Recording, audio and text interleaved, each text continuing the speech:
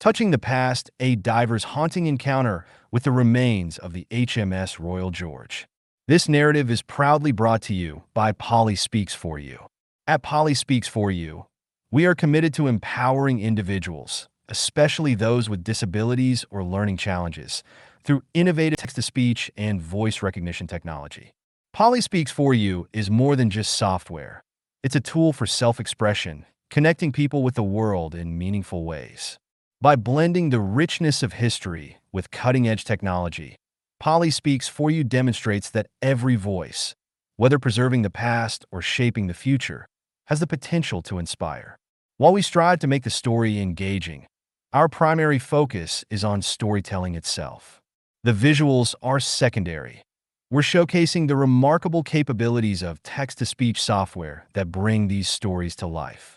The HMS Royal George was a British Royal Navy warship that met its tragic end on August 29, 1782.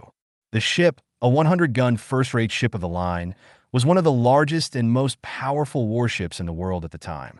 She was launched in 1756 and served in various naval engagements during the Seven Years' War. However, her most infamous event would come years later, during the American Revolutionary War.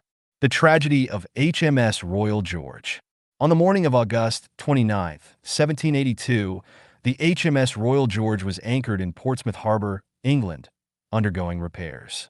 The ship was at rest, surrounded by other ships of the fleet, but was still fully rigged and loaded with sailors, officers, and civilians, including women and children. It had a complement of over 800 people aboard. The disaster struck when a sudden shift in weight caused the ship to capsize. The exact cause of the incident is still debated, but the most widely accepted explanation involves a combination of the ship's ballast shifting and the carelessness of the crew. The Royal George had been receiving repairs in Portsmouth Harbor, and the ship's lower hull had been left exposed to the water.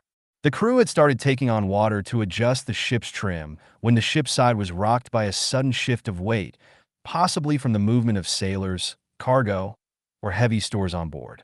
As the ship tilted, the weight of the lower decks and water caused her to roll over. The ship quickly capsized, and the tragedy unfolded in a matter of minutes.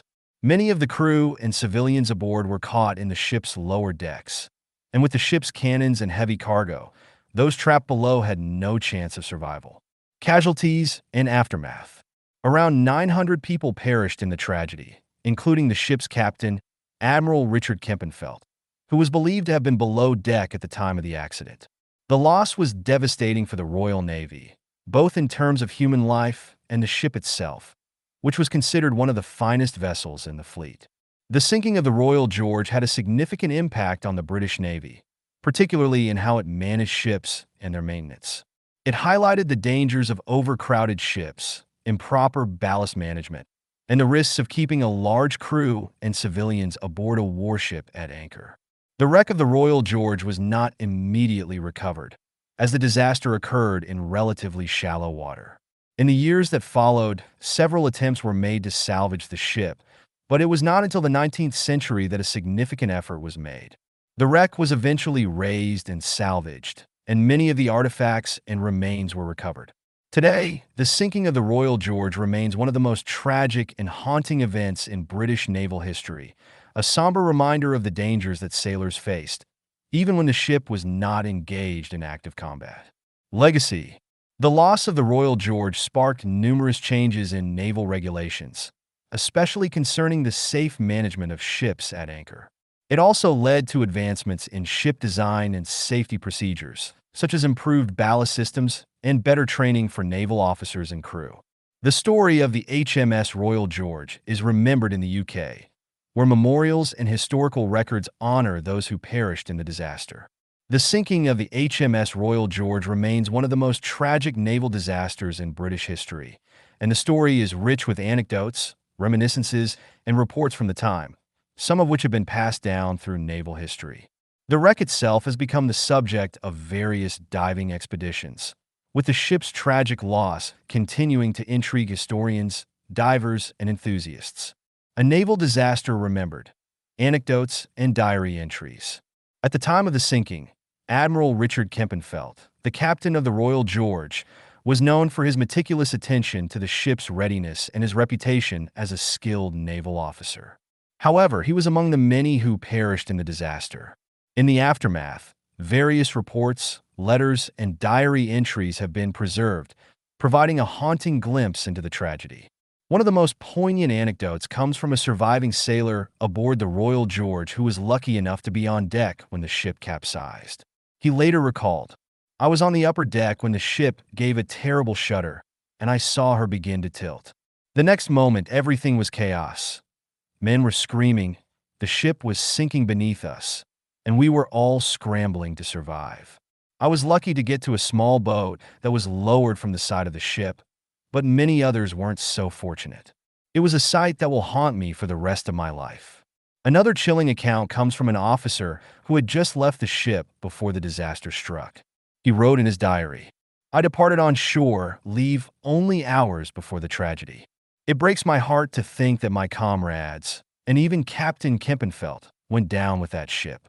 The thought of so many good men perishing under the waves still weighs heavily on my mind. It feels like I escaped by mere chance." A letter from a civilian woman who was aboard the ship at the time paints a more personal picture. She wrote to her family afterward, still in shock. "I cannot begin to explain the terror we all felt. One moment, we were enjoying the calm of Portsmouth Harbor. The next, the ship was lurching and the water was pouring in. I managed to hold onto a piece of wood from the ship and was rescued. But I lost everything, including dear friends. I will never forget the screams or the sight of the Royal George going down." These first-hand accounts speak to the sheer chaos and horror of the incident. The Royal George was not just a naval warship. It was a floating community with sailors, officers, and civilians, including families of the crew, aboard. The loss of such a large number of people, both military and civilian, struck a deep chord in British society at the time. Navy reports and official reactions. Following the sinking, an official Navy report was produced to investigate the cause of the disaster. The report suggested that the cause of the capsize was a combination of human error and poor maintenance. Specifically, the ballast on the ship was improperly adjusted, leading to instability, and there were accusations that the crew had not followed proper procedures when it came to ensuring the ship's balance while undergoing repairs. One report from a senior officer noted, "The Royal George was one of our finest vessels, but it was overburdened with the weight of too many souls aboard, and in the end, it proved too much for her to bear."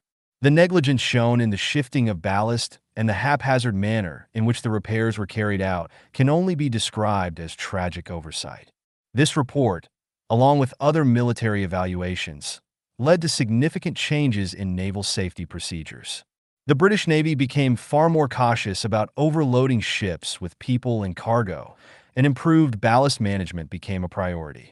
Another report emphasized the poor conditions aboard the ship. The upper decks were overcrowded, and many of the crew were inexperienced sailors. In such tight quarters with inadequate safety measures, the ship's crew could not react in time when disaster struck. The loss of life was compounded by the failure to maintain order during the capsizing. Diving on the wreck. The wreck of the Royal George remained submerged in Portsmouth Harbor for years, with several attempts to raise the ship or salvage its contents. Over time, the site became a point of interest for both historians and diving enthusiasts. The wreck was never fully recovered, but efforts to explore the site began as diving technology improved. In the 19th century, one of the earliest attempts to raise parts of the ship's wreck was made by a team of divers led by a British naval engineer. Although the operation was unsuccessful in bringing up large sections of the ship, a number of artifacts were recovered, including cannons, personal belongings of the crew, and parts of the ship's rigging. In modern times, the wreck site has become a popular diving destination. However, the wreck is located in a part of the harbor where strong currents and limited visibility make it difficult to explore. Diving teams have reported seeing parts of the ship's hull, and some have found old cannons, anchor chains, and pieces of the ship's structure. In 2005, a team of underwater archaeologists used advanced sonar imaging to map out the wreck site. The site lies in about 30 feet of water, making it accessible for recreational divers, but the location is also part of a conservation area. meaning that the wreck is protected by law. A chilling story from diving on the wreck. A first-hand account of a diver who was exploring the site of the wreck in the later years, when the waters around the Royal George had become a place for both archaeology and deep-sea exploration.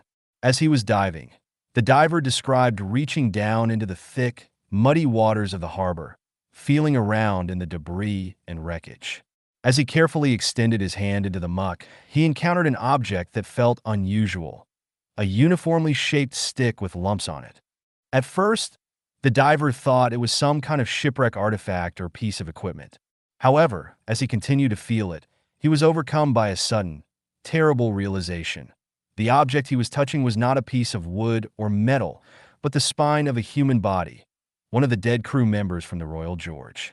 The diver described the experience as a deeply unsettling moment, one that made him pause and reconsider the heavy toll that the disaster had taken on so many lives. The lumps on the spine were likely the vertebrae of the skeleton, preserved in the harbor's muddy waters after so many years.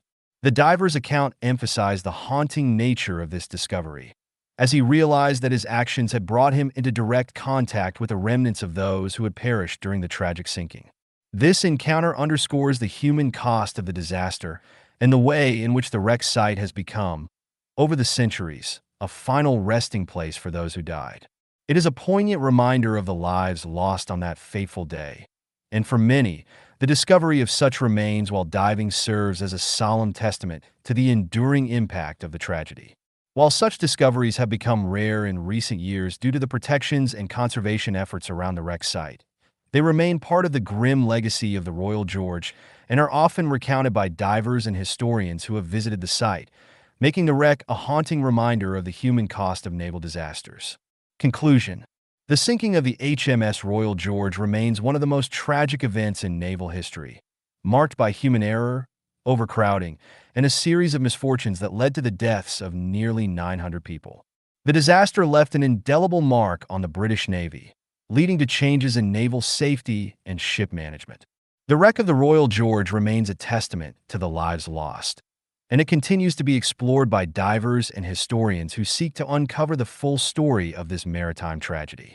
If you're enjoying this story, please remember to hit like, share, and subscribe. Your support helps us continue creating content that educates and empowers.